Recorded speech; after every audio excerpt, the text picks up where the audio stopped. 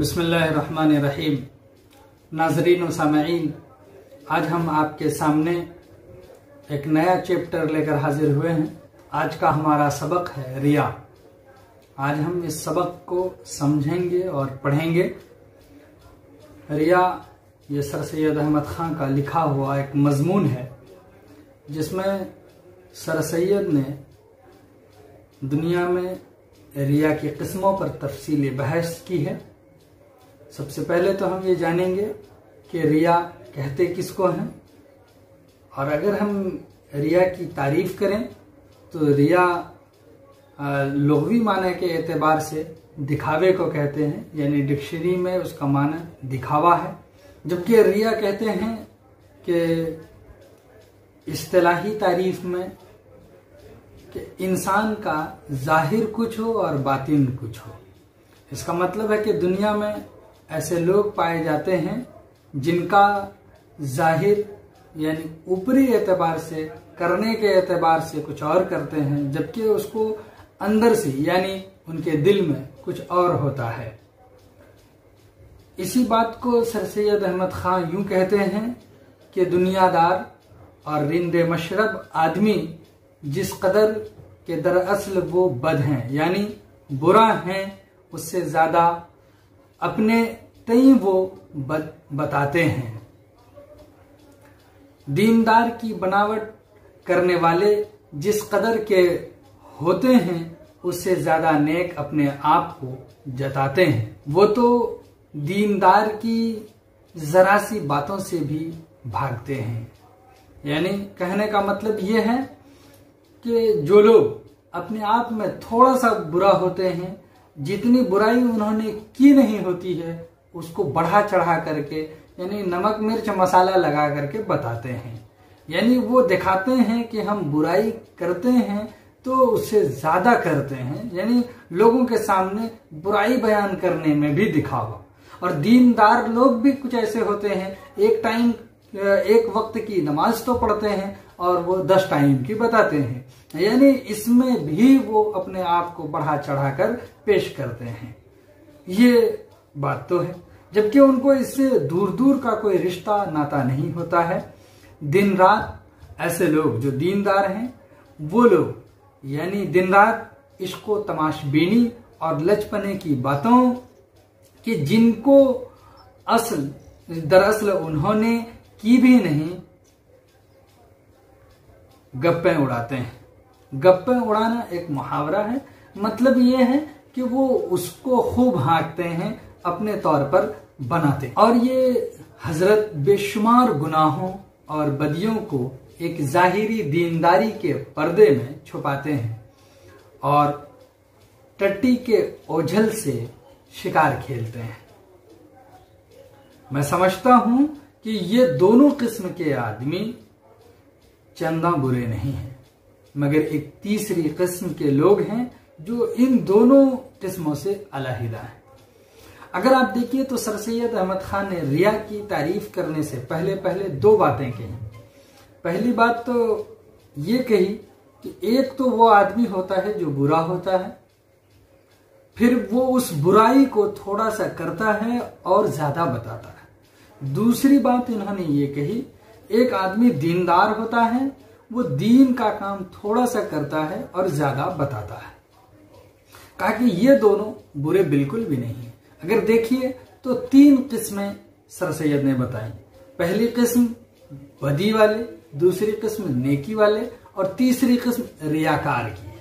तो रियाकार को यहाँ पर इन्होंने बहुत अच्छी तरह से समझाया है। बता रहे हैं कि जो इन दोनों किस्मों से अलहदा हैं और उनका कुछ जिक्र मैं इस तहरीर में करना चाहता हूं। कैसे? उनकी बनावट एक और सी अजीब किस्म की है। बस अजीब किस्म क्या है वो बता रहे हैं कि वो अपनी बनावट से दुनिया के लोगों ही को फरेब नहीं देते, बल्कि अक्सर खुद आप भी धोखा खाते हैं। ये हाल है उनका। यानी वो सोचते हैं कि हम दूसरे को बेवकूफ बना रहे हैं, धोखा दे रहे हैं, लेकिन ऐसी कोई बात नहीं है, वो खुद धोखा खा रहे होते हैं। वो बनावट खुद उनके दिल के हाल को छुपाती है, जिस कदर के दर हकीकत वो एक नेक हैं उससे ज्यादा उनको नेक जताती हैं, फिर तो वो लोग या अपनी बदियों पर ख्याल ही नहीं करते या उन बदियों को नेकियां समझते हैं। इसका एक हवाला दे रहे हैं, कह रहे हैं एक किताब है हजरत दाऊद अलैहिस्सलाम पर जो किताब नाजिल हुई थी, उस किताब के हवाले से बात कर रहे हैं कि मुक़द्दस दाऊद में निहायत दिलचस्प लफ्जों में इस बुराई से पनाह मांगी है। यानी जो अपने आप को शो ऑफ करते हैं, दिखाते हैं, उस बुराई से दुआ मांगी गई है इस मुक़द्दस किताब में भी। और इस तरह खुदा की मनाजात की है। किस तरह से, अब सुनिए वो मनाजात क्या है। कौन अपनी गलतियों को समझ सकता है?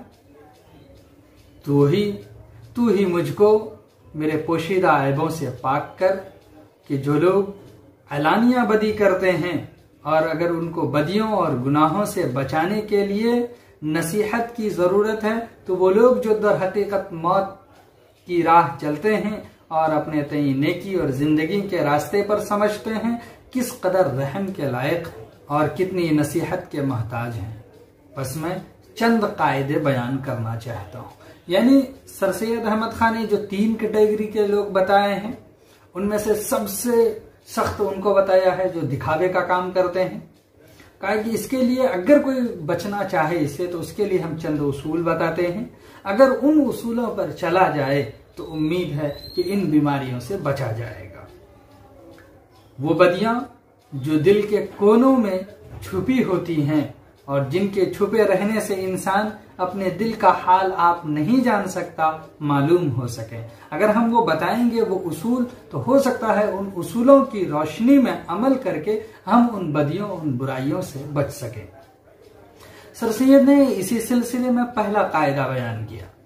कहते हैं कि हम खुद अपने आप को उन मजहबी उसूलों को जो हमारी हिदायत के लिए मुक़द्दस किताब यानी किताबुल्लाह कुरान शरीफ में लिखे हैं जांचें।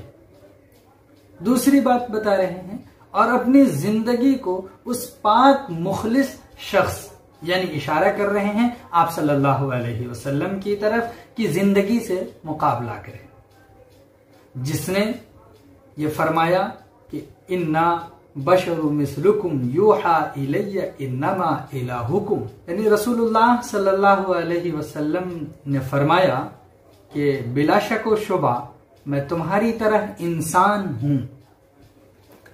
कितनी साफ और सादा अल्फाज में यह बात कही गई है कि बस मेरे पास वही आती है। कहा कि हम तुमसे अलहदा क्यों हैं, तुमसे हम मुअज़्ज़ज़ और मोहतरम क्यों समझे जाते हैं? इसकी वजह यही है कि आसमान से हमारी तरफ, हमारे पास अल्लाह का पैगाम आता है, वही आती है, और तुम्हारे पास ये वही नहीं आती है। और बेशक तुम्हारा माबूद एक है, यानी जिसकी तुम पूजा करते हो, जिसकी तुम इबादत करते हो, वो एक है। और जो इस दर्जे कमाल तक पहुंचा जहां तक इंसान को पहुंचना मुमकिन है, और जिसकी जिंदगी हमारी जिंदगी के लिए नमूना है। 2 उसूल अभी तक बताए। पहला उसूल कहा कि कुरान अगर उसको आप समझ सकते हैं तो उसकी रोशनी में अपनी जिंदगी को टटोलिए। दूसरा उसूल बताया कि आप सल्लल्लाहु अलैहि वसल्लम की जिंदगी जो हमारे लिए आइडियल है, उसकी रोशनी में अपनी जिंदगी का जायजा लीजिए। और जो अपनी पैरवी करने वालों के लिए बल्कि तमाम दुनिया के लिए बड़ा हादी और बहुत बड़ा दाना उस्ताद है, यानी आप सल्लल्लाहु अलैहि वसल्लम के बारे में ये बातें कही गई। कहा कि उसकी जिंदगी से अपनी जिंदगी का मुआजना कीजिए, मुकाबला कीजिए, उनकी जिंदगी को सामने रखकर अपनी जिंदगी को देखिए कि मैच कर रहा है या नहीं। कहा कि इन दोनों कायदों के बरतने में बड़ी बड़ी गलतियां पड़ती हैं, हमसे गलतियां होती हैं। पहली वजह तो ये है कि हम कुरान को समझ नहीं सकते हैं। अगर समझ जाते हैं तो हम उस पर अमल नहीं करते, क्योंकि एक बड़ी तादाद ऐसी है जो कुरान को समझने से महरूम है, क्योंकि उनकी जुबान उसके लिए अजनबी है, गैर मानूस है। ये एक बड़ी वजह है। इसी तरह से आप सल्लल्लाहु अलैहि वसल्लम की जिंदगी को अगर हम जानना चाहें तो हमको हदीसों की तरफ रुजू करना पड़ेगा, जो हमारे लिए फिर वो भी उसी तरह से डिफिकल्ट है। ये एक बात है। तो इसीलिए कहा कि इसमें गलतियां पड़ती हैं। कुछ तो लोगों की समझ में गलतियां होती हैं और कुछ आपस में इख्तिलाफ राय होता है, जो बिन हुए रह नहीं सकता, यानी इख्तिलाफ तो हो ही सकता है। कुछ जमाने के गुजरने से ठीक ठीक हालत और कैफियत उन वाकयात के जो गुजरे मालूम नहीं हो सकती। इसलिए बरखिलाफ अगले मुसलमान मुंसिफों के सिर्फ उन्हीं कायदों के बयान करने में इक्तिफा नहीं करता, बल्कि और भी कायदे बयान करता हूं जो इंसान को ठीक ठीक मतलूबा राह पर ले आते हैं। ये एक बात कहा कि हम जो अब तक बात कर रहे हैं, हमने 2 उसूल बताए हैं, इन 2 उसूलों पर गलतियां पड़ती हैं, तो इसके अलावा भी चंद कायदे बता रहे हैं। कहा कि पहला कायदा हम आपके सामने ये रखेंगे कि उनमें से अपने पोशीदा ऐबों को, यानी जो हम बुराइयां हैं जिसकी वजह से हम रियाकारी कर रहे हैं, दिखावे का काम कर रहे हैं, 1 रुपए खर्च किया है 15 रुपए बता रहे हैं, तो कहा कि ये एक तरह से ऐब है, बुराई है जो हमारे अंदर है। तो कहा कि इन ऐबों को मालूम करने का एक उम्दा कायदा ये है। एक कायदा, इसका मतलब है कि कुल मिलाकर देखिए तो ये तीसरा कायदा है, लेकिन उन 2 कायदों को जिसको समझने में हमें दुश्वारी है उनको अलग कर दें तो ये एक तीसरा कायदा है। तीसरा कायदा ये बता रहे हैं कि हम इस बात पर गौर करें कि हमारे दुश्मन हमको क्या कहते हैं। बात समझ में आ रही है कि सवाल आपको अपने आप से ये करना है कि हमारे दुश्मन हमको क्या कहते हैं। हमारे दोस्त अक्सर हमारे दिल के मुआफिक हमारी तारीफ करते हैं, या तो हमारे ऐब उनको ऐब ही नहीं मालूम होते, क्योंकि दोस्त दोस्त की बुराई करता नहीं है। वो या तो फिर उनके अंदर एक दूसरी वजह बता रहे हैं कि ऐसा भी हो सकता है कि वो दोस्त बुराई को बुराई ही ना समझ रहा हो, वो उनको अच्छाई तस्वुर करता हो, जिसकी वजह से वो हमारे अंदर खामियां रह जाती हैं, या हमारी खातिर को ऐसा अजीज रखते हैं, यानी हमको वो हमसे इतनी मोहब्बत करते हैं, वो सोचते हैं कहीं अगर हम इनको बुराई बता दिए तो ये हमसे कहीं दूर ना हो जाए। इतना अजीज रखते हैं कि उसको रंजीदा करने के ख्याल से उनको छुपाते हैं, ऐसी या फिर ऐसी नरमी से बात करते हैं, कहते हैं कि हम उनको निहायत ही खफीफ समझते हैं। वो हमको जोर दे करके यानी प्रेशर के साथ नहीं कहते हैं, हम उनको हल्के में ले लेते हैं, उसको इग्नोर करते हैं, नजरअंदाज कर देते हैं, जिसकी वजह से वो बुराई हमारे अंदर जड़ पकड़ी हुई रहती हैं और वो मजबूत से मजबूत तर होती चली जाती। अब कहा इस बात को समझने के लिए हम दूसरी बात इसलिए कह रहे हैं कि हमारे दुश्मन हमको क्या कहते हैं, ये बात समझिए कि वजह क्या है। कहा कि इसके बरखिलाफ दुश्मन हमको खूब टटोलता है, वो हमारा जायजा लेता है, हमको यानी कोने कोने से हमारे अंदर से जो हमारे अंदर छुपे हुए हैं उनसे वो ऐब ढूंढ कर निकालता है। गो दुश्मनी में छोटी बात को बहुत बड़ा कर देता है। ये अलग बात है कि वो हमारे दुश्मनी के नतीजे में एक हमारे अंदर छोटी सी बातें थी उसको बहुत बड़ा बना करके पेश करता है, मगर अक्सर उसकी बात में कुछ न कुछ असलियत होती है। फारसी का एक लाइन यहां पर पेश किया कि तानाबाशद चीज के मर्दुम गोयन चीज हा। ये फारसी का एक लाइन पेश किया। इसका मतलब ये होता है कि जब थोड़ी चीज होती है तो उसको बढ़ाया जा सकता है। मतलब ये बताया कि इंसान के अंदर अगर कहीं ना कहीं वो थोड़ा सा नक्स पा लिया है तो दुश्मन क्या करेगा, उसी को तो बढ़ा चढ़ा करके पेश कर देगा, और वो उसमें माहिर होता है। एक दुश्मन अपने दुश्मन के सिलसिले में किसी तरह की भी परवाह किए बगैर वो उस बात को बिला झिझक बयान करता है। ये एक बात है, एक पॉइंट तो आपको समझ में आ गया होगा कि आपके दुश्मन आपको क्या कहते हैं। अगर इस बात को आप समझ गए तो आपके अंदर कभी भी खामियां जमा नहीं हो सकती हैं, गोया कि आप रियाकारी नहीं कर सकते। क्यों? कहा कि दोस्त हमेशा अपने दोस्त की नेकियों को बढ़ाता है और दुश्मन ऐबों को यानी बुराइयों को वो बयान करता है। दोस्त दूसरे के पास जाकर के कहेगा कि फला इंसान तो बहुत अच्छा है यार, उनका सुलूक बहुत अच्छा है, इस तरह की बातें वो करेगा। इसलिए हमको अपने दुश्मन का ज्यादा एहसानमंद होना चाहिए। क्यों? इसलिए कि वह हमारे ऐबों से हमको मुत्तला करता है।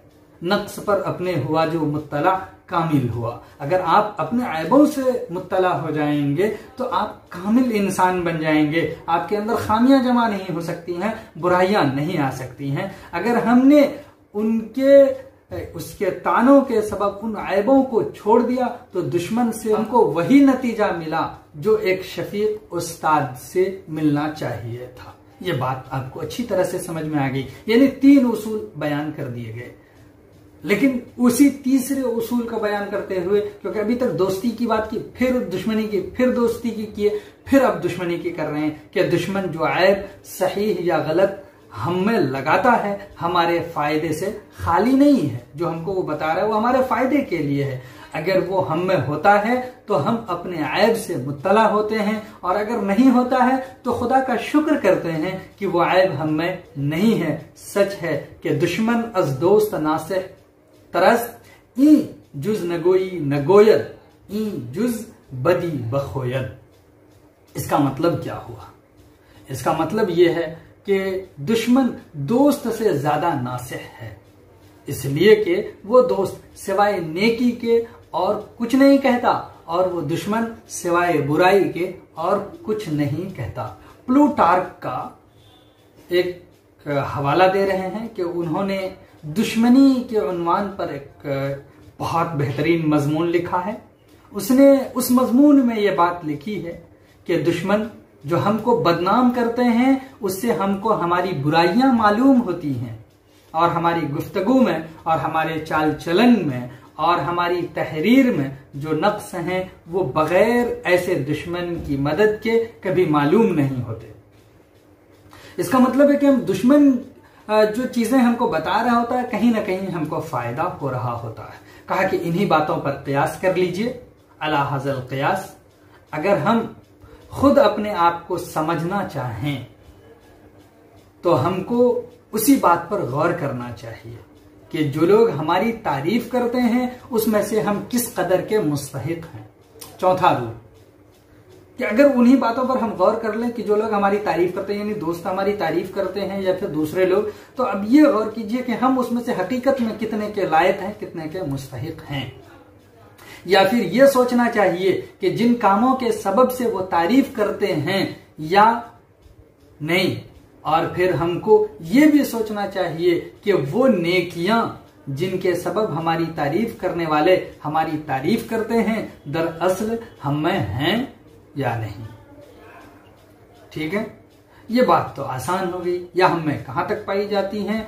इन बातों पर इंसान को बखूबी गौर करना चाहिए, निहायत जरूरी है, क्योंकि हमारा यह हाल है कि कभी तो हम उन लोगों की रायों को जो हमारी निस्बत है पसंद करके अपने तई बहुत बड़ा समझने लगते हैं, और कभी उनको नापसंद करते हैं, और जो कुछ हमारा दिल कहता है उसके मुकाबले में उन तमाम रायों को नहीं मानते। हमको ऐसी नेकी पर भी जिसको हमने, यानी यहां से अब 5वां रूल बयान किया कि हमको उन नेकी पर भी जो अपने दिल में हम नेक समझते हैं मगर दर हकीकत उसकी नेकी मुश्तबा है, यानी ऐसा है कि जिस पर हमको शक है कि ये नेकी है भी या नहीं भी है, ज्यादा इसरार नहीं करना चाहिए। तो अब तक हमने पढ़े 5 उसूल और रूल जो सर सैयद ने बताए। पहला बताया कि कुरान, दूसरा बताया सुन्नत यानी हदीस। कहा कि इसमें हम गलतियां कर सकते हैं, इसलिए कुछ उसूल और बता रहे हैं। हमको ये मालूम करना चाहिए हमारे दुश्मन हमको क्या कहते हैं। इसी तरह से कहा कि दूसरी बात ये समझ लीजिए उसी पर गौर करके कि हमारी जो लोग तारीफ कर रहे हैं हकीकत में उस तारीफ के हम कितने लायक हैं। आया जिस बात पर वो हमारी तारीफ कर रहे हैं वो तारीफ हमारे अंदर है भी या नहीं भी है, कितने के लायक हैं, ये समझ लेना है हमको। इसी तरह से चौथी बात बताया कहा कि अगर ये हम मान भी लें तो ये बात पे हमें इस बात पे ध्यान देनी चाहिए कि जो नेकी मुश्तबा है वो नेकी पर हमें इसरार नहीं करनी चाहिए। इसरार का मतलब जिद नहीं करना चाहिए, मतलब है कि अगर वो नेकी नहीं है तो हमें छोड़ने में भी कोई एतराज नहीं होना चाहिए, बल्कि लोगों की रायों को भी निहायत कदर व मंजलत करनी चाहिए जो हम में से इख्तिलाफ रखते हैं और जो अक्लमंद और नेक दिल हैं। और जिस तरह हम नेक दिल से बात कहते हैं उसी तरह वो भी नेक दिली से हमसे मुखालफत करते हैं, मगर ये भी देखना चाहिए कि उन्हें इख्तिलाफ करने वालों ने सिर्फ आजादी राय और उस दिली नेकी से जिसके सरचश्मा की सौत कुदरत ने हर इंसान के दिल में खोली है, इख्तिलाफ क्या है? या किसी बैरूनी दबाव या पाबंदी रस्म व रवाज और तासुब और तकलीद ने उनके दिल को फेरा है? क्योंकि अगर ये पिछली बात इख्तिलाफ राय का सबब हो तो वो निहायत बेकद्र हो जाती है। जहां हमको धोखा करने का एहतिमाल है वहां हमको निहायत होशियारी और बहुत खबरदारी से काम करना चाहिए। हद से ज्यादा सरगर्मी और तासुब और किसी खास फिरका को या किसी खास राय के लोगों को हकीर समझना, ये ऐसी बातें हैं जिनसे हजारों आफतें पैदा होती हैं। वो फी नफ्से ही निहायत ही बुरी हैं, गो के वो हमसे कमजोर दिल आदमियों को अच्छी मालूम होती हैं, मगर उस पर भी ख्याल रखना चाहिए कि ऐसे लोग भी दुनिया में हैं जो दीनदारी और नेकी के लिए निहायत मशहूर हैं। तो अजीज़ान गिरामी, आपको सर सैयद अहमद खान के इस मजमून में ये पता चला होगा जो हमारे निसाब में शामिल है, उसके अगर सही मफहूम की वजाहत की जाए तो हम ये कह सकते हैं कि आम तौर पर उस ऐब का तजर्बा लोग यूं करते हैं कि दिल में बात कुछ हो और जाहिर में कुछ कहा जाए। ये तजर्बा करते हैं लोग इस तरह से, लेकिन रिया का ऐब उस हद तक महदूद नहीं रहता। अक्सर ये होता है कि समझने वाला खुद मुगालते में रहता है और उसे ये भी एहसास नहीं हो पाता कि वो रियाकारी कर रहा है। रियाकारी का ताल्लुक सिर्फ जाहिरी अमल और रद्द अमल से नहीं है, बल्कि अक्सर ये होता है कि आदमी के शुबे या वहम या गलत फहमी की वजह से ऐसे ऐसे इक़दामात करता है जिसके करने पर खुद उसे पता नहीं चलता कि वो सही कर रहा है या गलत। रिया उसी दाखिली ज़हनी पेचीदगी का नाम है। क्लियर हो गया? उम्मीद कि ये सारी बातें आपको समझ आई होंगी। चलिए फिर हम मिलते हैं आपसे अगले क्लास में। तब तक के लिए खुदा हाफिज। अस्सलाम वालेकुम।